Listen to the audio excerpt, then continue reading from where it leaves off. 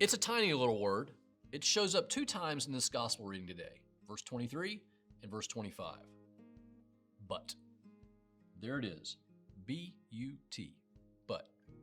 Every time I think about but in the Bible, I think about Joseph in the book of Genesis. Because, like the Canaanite woman whose daughter is possessed by a demon in this gospel today, Joseph understood the power of that one little word, B-U-T. Joseph was a devout dreamer with his coat of many colors, and at the tender age of 17, he'd been assured by God through dreams that he would one day be a ruler and his older brothers would be subject to him. God's dream was clear. Joseph was foolish enough to share that dream with his brothers, and they hated him for it. They resented him further because he was their father Jacob's favorite. So one day out in the fields, they decided to kill Joseph, but the oldest brother Reuben prevented the murder, and they sold him instead to a camel caravan of traders heading toward Egypt. Imagine yourself as Joseph, your hands tied behind you, transported as a hostage to uncaring strangers toward a foreign land, your status plunged from favorite son and future ruler to a slave worth 20 shekels, less than a camel's value. Where is God in this dream? It sounds more like a nightmare. But Joseph knew that 2 of the best words in the Bible are but God. But God. That pairing occurs at least 42 times in Scripture. Words that mean that God is about to do something. Maybe going this way, but God, regardless of appearances, things may be going one way, and God is about to intervene. But God. David's in the wilderness. Saul's in hot dispute, searching to kill David. But God didn't give David into his hands. The Israelites are fleeing the Egyptian army and Pharaoh not knowing how to escape. But God led the people around by the desert road through the Red Sea. But God. It's a reminder that God protects, God delivers, God intervenes, God saves. So it's no surprise that Joseph, knowing full well the dream that God has in store for his life, when he encounters opposition, and he gets a bunch, hostility, he gets a bunch, even failure, 2 words to lean on, but God. In the book of Acts, it says the patriarchs were jealous of Joseph and sold him as a slave into Egypt, but God was with him. The situation worsens, yet Joseph at the end of his life is able to look at his brothers and say, "You intended to harm me, but God intended it for good, to accomplish what is now being done, the saving of many lives." When there appear to be dead ends, look for God's detour signs, his course corrections. Because what we learn from the Canaanite woman in the gospel and from Joseph in Genesis are that dead ends may actually turn out to be holy moments.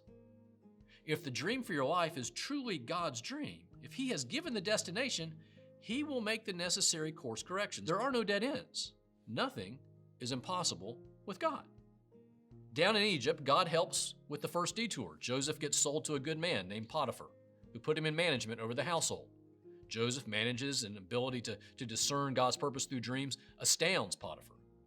But Potiphar's wife sexually assaults Joseph. And when he wouldn't agree to the affair, she falsely accuses him of assault. So he goes to jail. Another dead end. But in jail, God found another good detour.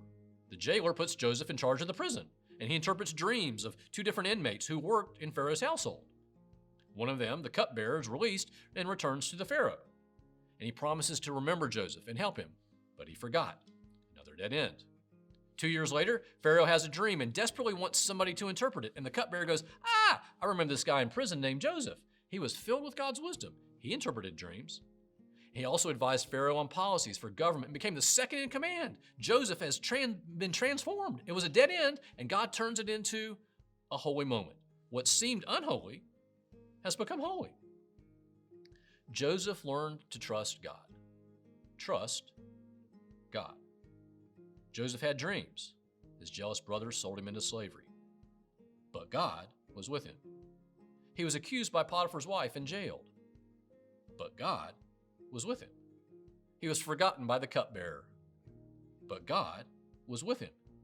It took 23 years for the dream to become a reality for Joseph, with a lot of twists and turns, false accusations, ungrateful friends. Joseph could have invented country music. If the jukebox took teardrops, I could dance all night long. But Joseph had patience and persistence to wait and trust God. So I invite you today, as you read this gospel and you think about Joseph as well, learn those 2 words, but God. They work in every situation. When you're alone, when you're wandering, when you're struggling, when you're tired, when you're accused, when you're teetering, but God.